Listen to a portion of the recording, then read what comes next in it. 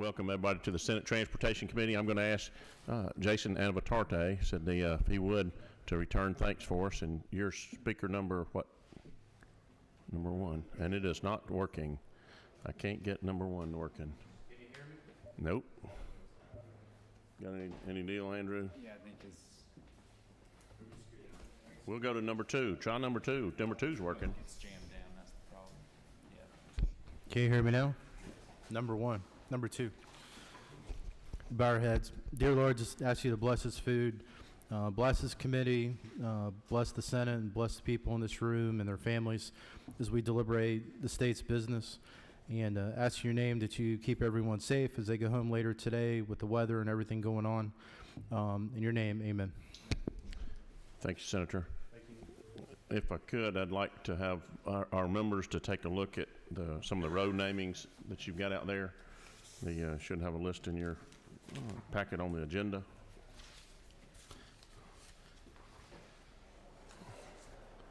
And that's one thing we don't want to have any mistakes on, so if I can, said we will try to make sure there's no errors. Me and Chairman Jaspers met with Ms. Dold, who happens to be here today. And one of the things that we're trying to come to grips with is what do we do with where somebody has put the wrong name in, or they've changed their name, maybe they've added a doctorate to their name, those kind of things. They want to make the committee aware of that. That's an issue for going back and changing signs, and we'll do it right the first time, but after that, I think the members will be paying for the next sign if they don't get it right on the first one. Senator Anabatarte, I'm going to let you talk about your own Senate Resolution 308, if you don't mind. Thank you, Mr. Chairman. Senate Resolution 308 is a dedication honoring the late Sergeant Barry Henderson with the Polk County Sheriff's Department. He passed away last year due to COVID, and the community, the Sheriff's Department, other leaders in the county that felt like this honor would be appropriate. We will be dedicating the intersection of 278 and State Route 101 in the city of Rockmart in his honor, Mr. Chairman. Thank you. Thank you, Senator. Hey, Senator Dugan, I believe you have Dr. Samuel Thomas. So intersection in Carlton, first African-American MD in Carroll County. It's right near where he lived and operated, so long overdue. He's been gone for a long time now. And then that's 5032, Mr. Chairman. Go right ahead. That's a bridge dedication in Douglas County. It's for a former representative for that. Turn your microphone around. Shoot, probably makes it easier if you do this. A lot of people hear you better. Yeah. Longtime legislator from Douglas County area. That's right near where he lives in Douglas County, and it's wanted to be able to honor him while we could. Thank you. Senator Beach is absent, but I believe Senator Gooch, you have the technology corridor that you wanted to present for Senator Beach. Yeah, I don't have it in front of me. It's in the packet, but it's basically just renaming a portion of Georgia 400 in Fulton County to coincide with the efforts of the economic development of that part of North Fulton. And I believe the clearance letters have been issued by GDOT. Everything seems to be in order. Your microphone's not on, but I don't know if people listen. Do I need to start over? Yeah. All right, so yeah, we support this bill. How about that? Good answer. And if you weren't here, then you missed out on a great speech. Okay, Senator Gooch, you have the memorial intersection. Which one? The first one. Yeah, so this is in honor of Carol Leah Ledford. She was a former police officer in White County, was killed by a DUI driver. It was along the pathway of Hulsey Road, so we are dedicating the intersection in front of what's known as NOK bearings, and also Cabbage Patch Kids there on the new bypass in White County. So it'll be a dedication to her honor at that intersection. You can go on down your list if you'd like. The next one is intersection in honor of Carlton Caldwell. Representative Caldwell passed away just a couple months ago. He was a state rep in here for close to 30 years, known back then when Zell Miller was in office as the North Georgia Mafia. He and Ralph Twiggs and Zell were pretty close. And he did a lot up there in that part of the state, representing several counties. A state facility is named in his honor up there, but this would name the intersection of the Glen Gooch bypass with US 129 North. And we hope to make it a roundabout next year. So.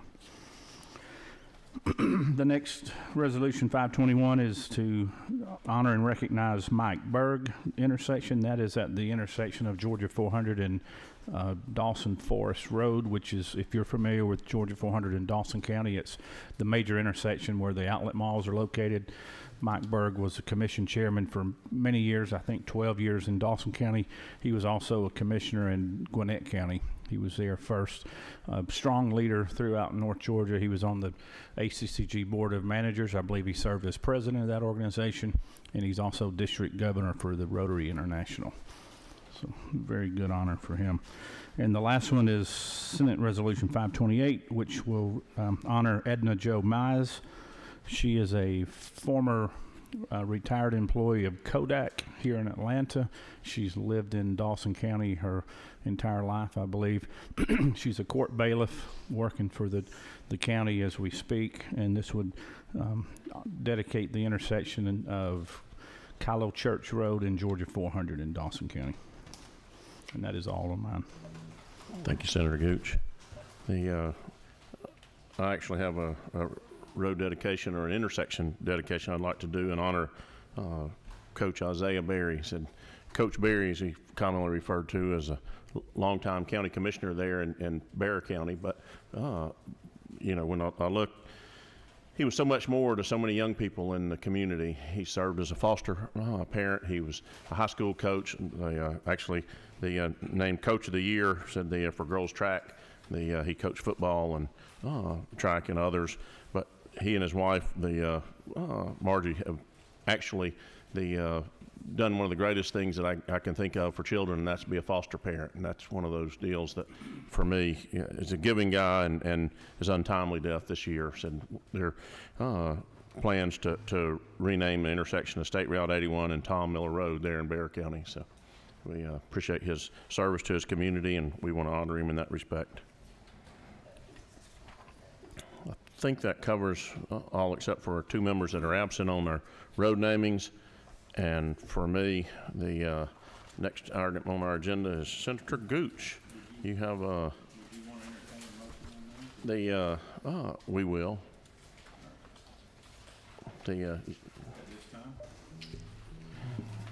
Should we go through each one individually, or you're going to do them all? I think we'll do them all, as well as the ones from Senator Harper and Senator Jones, which we did not mention. Are they listed here? Senate Resolution So 391. I make a motion we do pass Senate resolutions starting with 308, going down the list to Senate Resolution 596. So there would be That'll be in all of them together in one. 11 bills subbed into one master bill. Yes. Thank you. Is there a second? Second. I have a motion by Senator Gooch, a second from Senator Dixon. All in favor, please signify by raising your hand. Unanimous. Thank you. Senator Gooch, you have Senate Bill 558. 558 is the annual housekeeping bill for the Department of Transportation. There are 4 sections to the bill.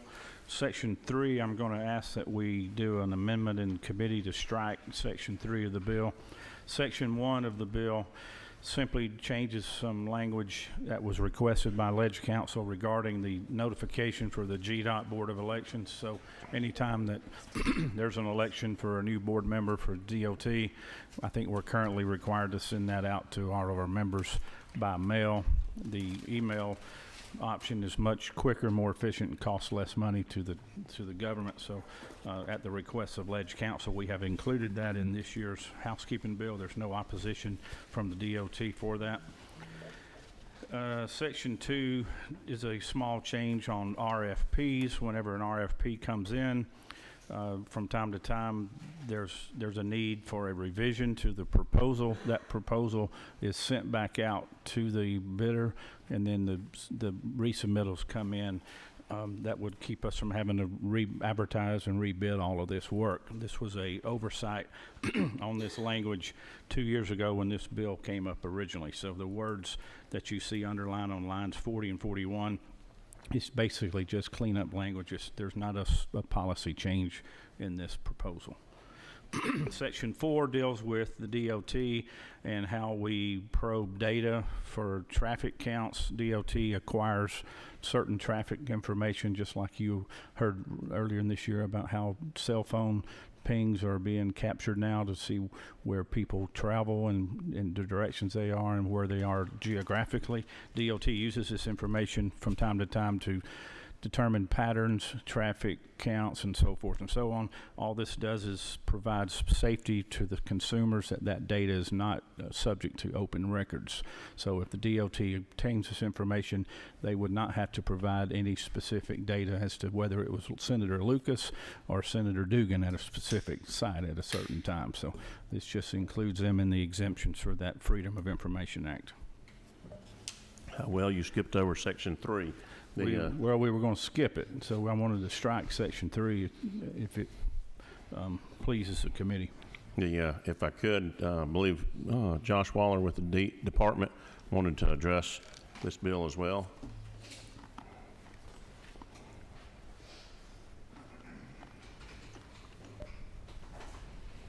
Yeah, thank you, Mr. Chairman. We're in support of the legislation and support the Senator's amendment because there's some, I guess, difference of perspective. Go ahead and strike section 3.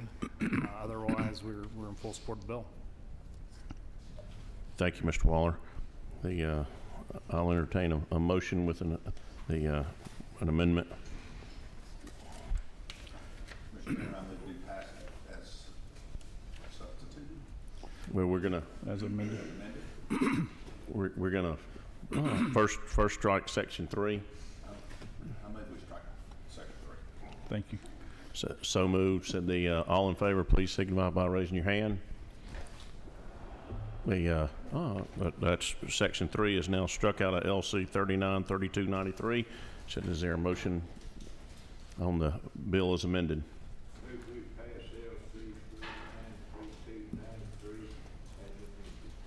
Is there a second?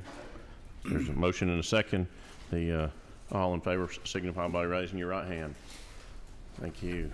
Motion passed unanimously. Senator Gooch, guess what? You're up again. All right, Senate Bill 586, this is LC number 393328. This bill simply allows county governments to deploy the same procurement practice that we allow GDOT when it comes to design build projects. Currently in law, and this change came just a small number of years ago, I think it was maybe 3 or 4 years ago, we passed this language to allow DOT to put out for bid an RFP process to where bidders would be pre-qualified. Once a contractor is pre-qualified to build a certain project, then that contractor would also be in charge and be responsible for designing the project and follow through all the way to construction and to the turnkey of turning that road over to the state. There are limitations of how much of this work can be done. 30% of the work has to be performed by the contractor itself, so that way you can't just have a general contractor trying to sub everything out and he's just like the straw man, for the lack of a better word. So 30% of the work has to be performed by the contractor, and there can't be more than 50% of the county's previous year's expenditure in roads and bridges applied to one project. So in other words, you can only have up to 50% of your prior year's capital budget to apply toward one of these design build projects. So that keeps the county from over committing their entire county's budget for that road department just for one project. We do the same thing at GDOT. So That's pretty much it. Now, the determination on who gets the award would also be the same. And in the RFP process, it's advertised, it's based on best value, not always the lowest price, but the best value could include several parameters. One would be price, of course, time to complete the project from the beginning of the design work till the end of construction. Also, the certain qualities of the design. Some contractors may offer a better design than others, so that would be a weighting factor. And of course, the impact to the drivers under construction, who has the best plan on how to minimize and mitigate some of the congestion that you see on a lot of our roadways in Georgia when we're building big projects. So that's all the bill does. It does allow for counties to use this. I think bigger counties would be interested in it. I don't know that smaller counties would be able to do this at this time, but they could if they chose to. There is an interest in the building for GMA to have the same abilities, and I was approached by GMA this morning, and I'm open to that, but for the lack of time to get that amendment perfected, we'll wait till we get to the House and try to put that language into the bill over there. Okay, along those lines, I think Ms. Kathleen Bowen wants to give up and give a long speech on just how much the Association of County Commissioners want to fight and oppose this bill. They love my bill. Chairman, I'm going to join her just so we can get this one closed. Well, go Kathleen right ahead, Bowen. Mr. Mullering. Kathleen Bowen with ACCG, and anytime we can speak in favor of Senator Gooch's bill, we do need to go on record and do so. Thank you, Senator Gooch, for listening to your counties. This is of interest to several counties, so he did hear that request, and that's why we're here today. So thank you. Mr. Mullering. Yep. We're also in support of this. We've had great success utilizing this at GDOT, and think that by perfecting the process and utilizing it in some of the counties, I think it'll benefit them too. So we like the idea of getting projects to letting quicker and to give us a little more control over how all that goes together. So I'm happy to take any questions. The Senator Tippins, I believe you have a question. I had a question for the author. When you don't award basically on price and specifications, do they have to give the reasoning behind the award? The RFP will be clear on how much price is weighted. So if you had 5 criteria, you want to have a total percentage weighting up to 100%. So price may be 30%, time may be 20%, design may be 20%, but all of those parameters add up to 100%.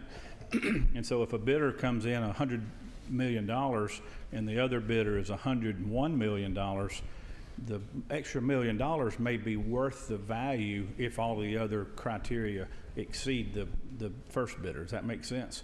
So it's not the lowest bidder is not always the best. Sort of like going to a doctor. The cheapest doctor is not always your best doctor. So I mean, I hear what you're saying, but it also concerns me that if you have other areas that are subjective in nature, yes, and if it's not clearly defined in the RFP about what the expectations would be, I've got concerns about contracts being awarded. You say, well, price really doesn't matter. We can make up our rationale. I think the highway contractors can give you some good examples in a second if they want to jump in on this. The committee process is very thorough. I think it's more objective than it's subjective. Well, let me be So clear. it I'm would not be- worried it's about the measurable DOT. performance. I'm worried about the counties I understand. and municipalities.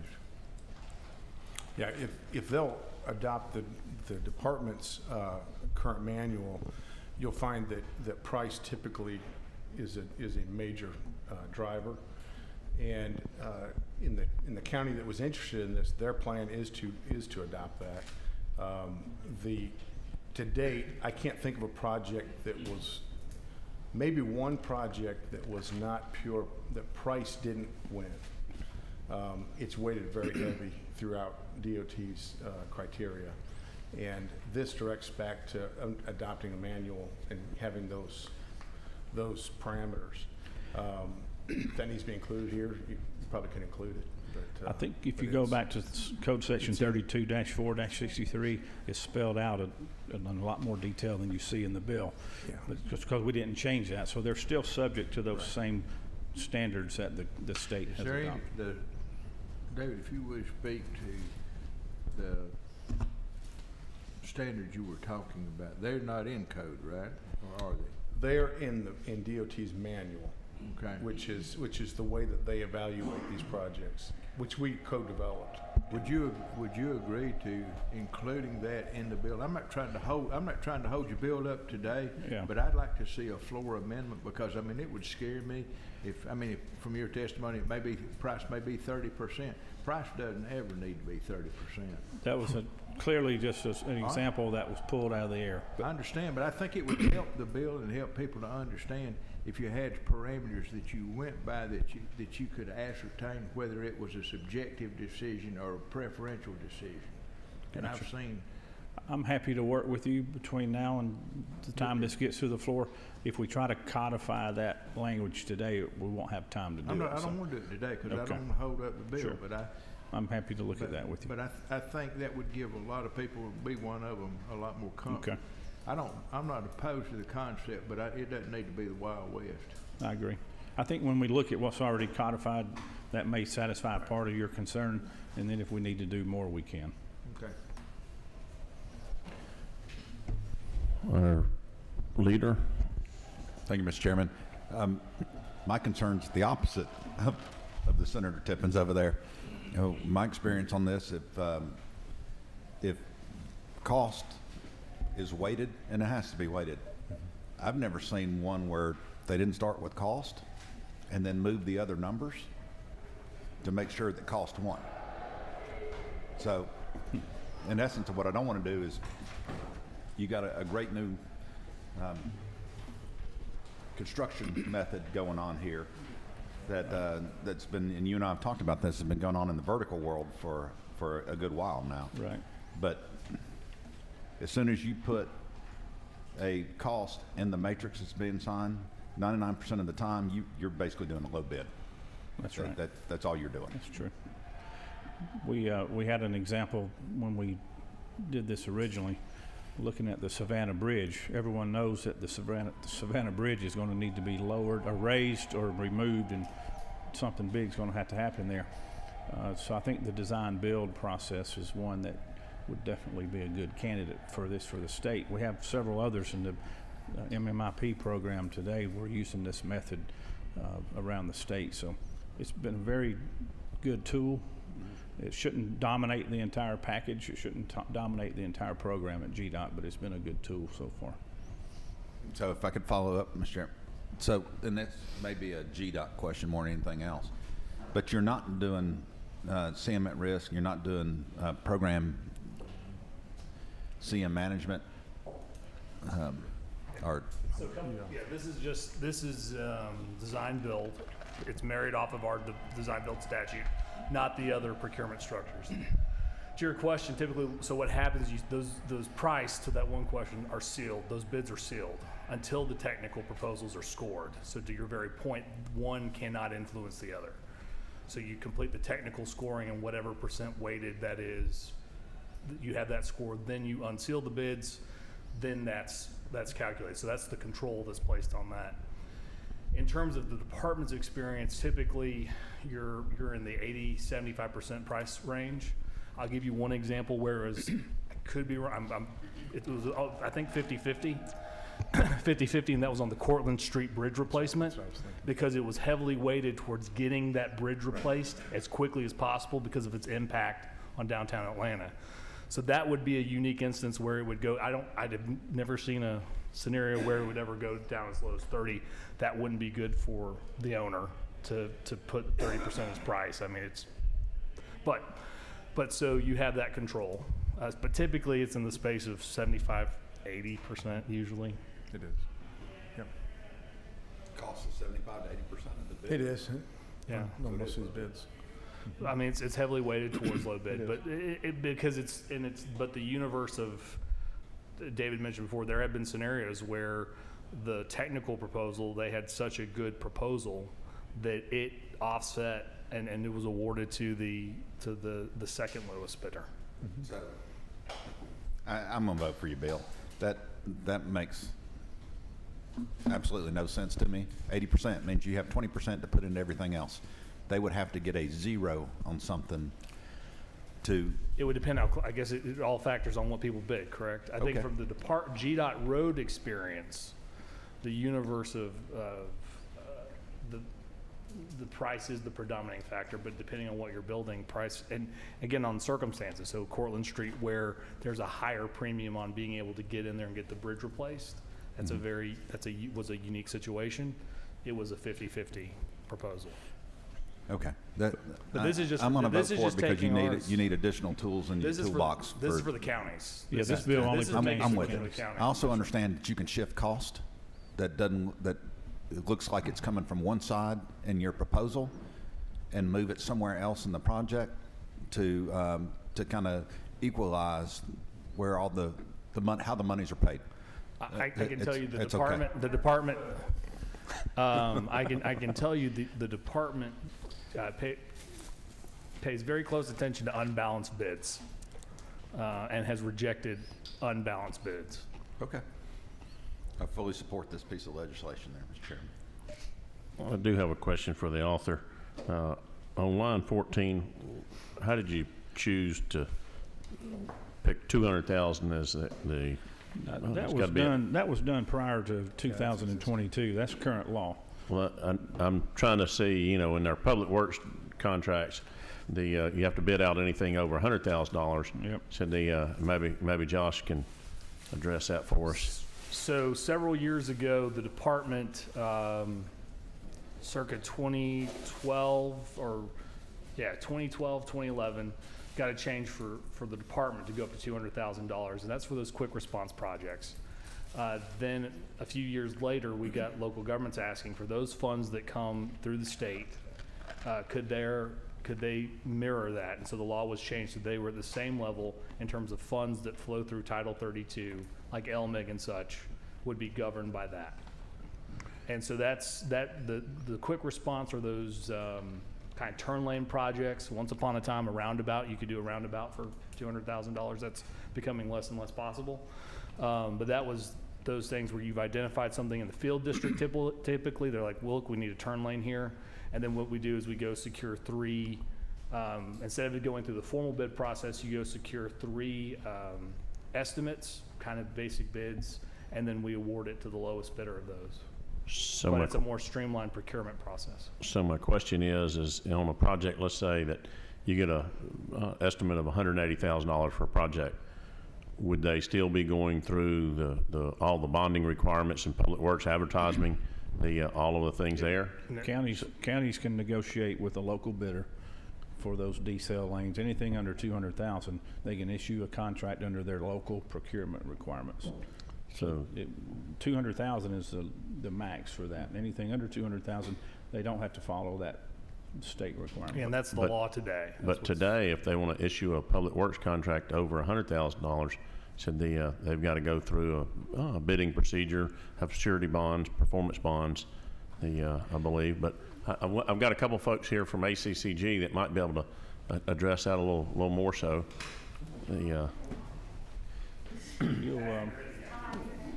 While we're waiting on him, you'll know that this saves time and money on these small projects, the quick response projects like turn lanes. I understand the decel intent of lanes. the legislation. I just want to make sure that we're not in conflict with what we're doing right now. Mr. Chairman, Todd Edwards with the Association of County Commissioners. I do know that for public works contracts, anything valued above or anticipated to be valued above $100,000 does require or go into the public works bidding process. However, I'm not familiar with how that parlays over into the Department of Transportation or some of the contracts that our friends from DOT were just speaking of. But if you're on the subject and want to increase that to $250,000, both for public works and transportation, I don't think you'll have any complaints from our members, sir. Well, I would suggest that the author needs to get with legislative council on, I'm not sure I understand what your conflict is. Are you clear on what this section does? You're saying that anything that's got to have a minimum of $200,000 in expenditure. No. On here, the less than $200,000, you can go out there and do the work, but you're above $100,000. And so when you're above, the two conflict, where you've got a project that's above $100,000 but less than $200,000, you've got a conflict on public works contracts. So at the time, because I was with the department when we carried that change on behalf of local governments that were, when they asked, that was only applying to those funds they might receive under Title 32 dealing with LMIG. So those type, they would be eligible to do that. Certainly and I would imagine any county can have anything that would trump or restrict them, but in terms of the state limitation, because that at one point I believe was $50,000 and it was, or $75,000, and it was changed up to 200. But I mean, that's so the Senator Gooch's bill does not change that. It's just adding to that code section. That's been the law for almost 10 years now. I'm going to pick on our legislative counsel over here. Cindy, Jenna, if you can, a project that fell between 100,000 and 200,000, what I'm trying to ascertain is, do they still have to go through the public procurement requirements for public works projects over $100,000? Is it a public works project for a road, or? Well, that's what this is dealing with. This would be all road work. So any road work, they can negotiate, is what it's saying under current law. And then, or if it's having to do with railways, so these are all the exceptions, and then they're adding design bills in there that they also be able to negotiate for. I guess I'm not sure where So my question would be, on a project that's involving some utility relocation and others work that be involved for $180,000, will they have to go through the public works contracts that you would if you were above $100,000 today? I'm not sure. I have to look into that. So along with Senator Tippins, we want to get clarification on that before this hits the floor. But for clarity, this bill that we're proposing today does not impact that language. We haven't changed it, or we haven't proposed to change it. We're just adding an exception to what's already in law currently.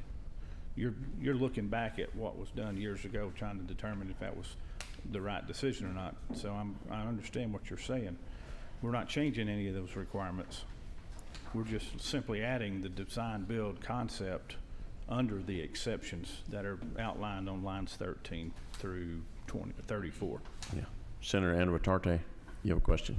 No, I was just going to say, Mr. Chairman, at the appropriate time, I'd like to make a motion. Okay. Is there any other discussion? You're recognized for your motion. Mr. Chairman, I ask that we do pass Senate Bill 586, LC 393328, as it is. Is there a second? Second from Senator Dixon. All in favor, please signify by raising your right hand. Any opposed? Motion. I'll vote for it if I have to. I would like to thank Holland and Knight for providing us lunch today. I know I appreciate all the committee members working through lunch with us, and if you see a member of Holland and Knight, let them know. We stand adjourned.